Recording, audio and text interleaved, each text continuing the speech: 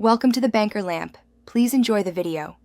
You begin by confirming prerequisites: VSCode, the C/C++ extension, and a working compiler like GCC. Once done, create and open a project folder in VSCode so files stay organized. Next, add a simple main. C file and save it.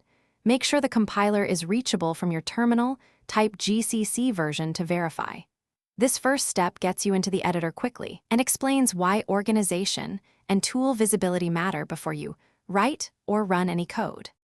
Now you configure building and debugging so iteration is fast. Create a tasks.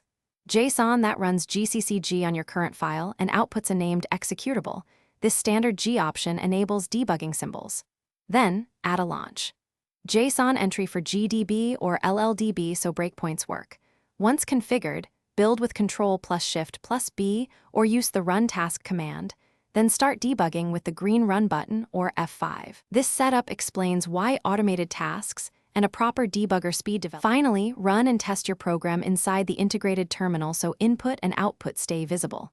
Use breakpoints, variable watches, and step controls to inspect behavior. These tools show why a bug happens, not just that it exists. Once you confirm correct behavior, iterate, edit, rebuild, retest. If things go wrong, first check your path and that tasks. JSON and launch.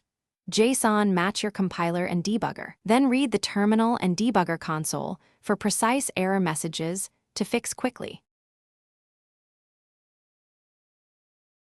Thanks for watching. If this was helpful, leave a like and consider subscribing. See you next time.